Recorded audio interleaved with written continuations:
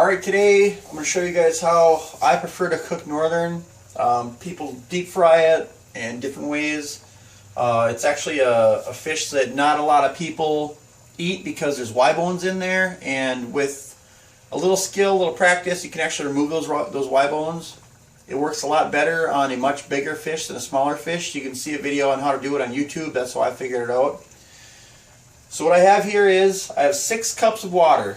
And I brought it to a boil right now. And also what I have is 1/4 cup of sugar,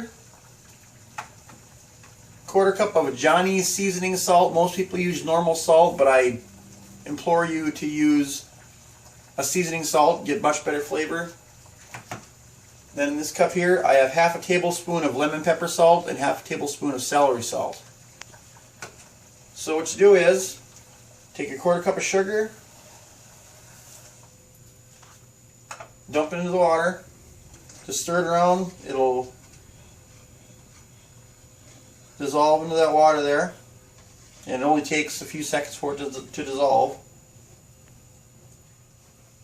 Same thing with the salt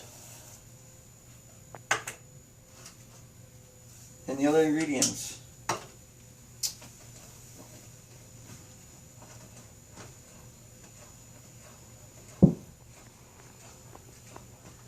Stir that on there really good. And what I have over here is, I caught a pike a few days ago that was about 7 pounds. I just chunked a bunch of it up. You want to chunk it up into edible size portions, or bite size I should say, and just wash it up. And you want to put the chunks in there. You can see they're in about 3/4 inch by 3/4 inch chunks.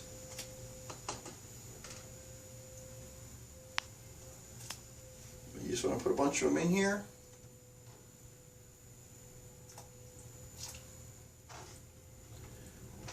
As long as I don't have a million of them, I'll put them all into the pot at one time.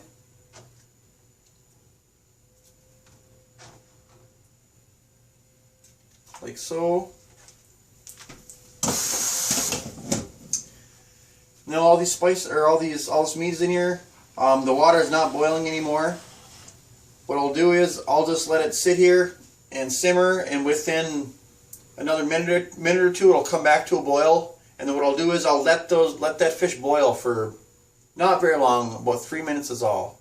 And then I have a strainer over here. I will dump the fish out in the strainer. Then you melt a little bit of butter and just dip it in butter and eat it. It literally tastes like some sort of seafood or lobster. I've actually been making this a lot lately. I prefer it over sunfish or crappie some nights. So we'll pause the video and I'll come back when it's all done and I'll give you guys a look. Alright, we're back here. It's only been maybe 5 minutes since it came back to a boil. It's been at a rolling boil for probably 3 minutes. This is what it looks like right now. You can see the fish in there.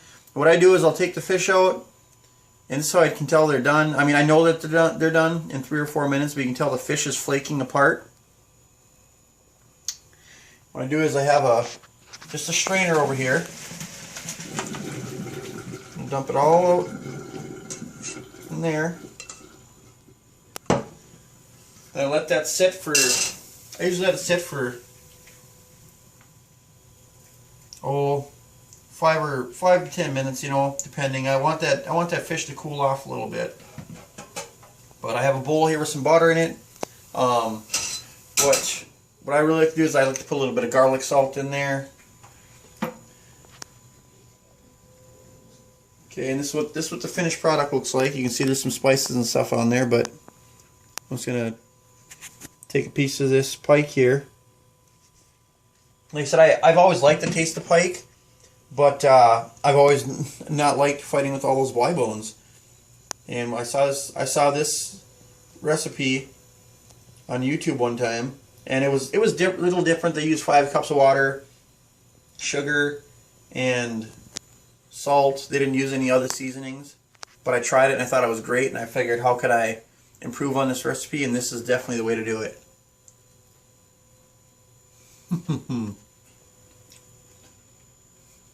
It's hot, but it's so good.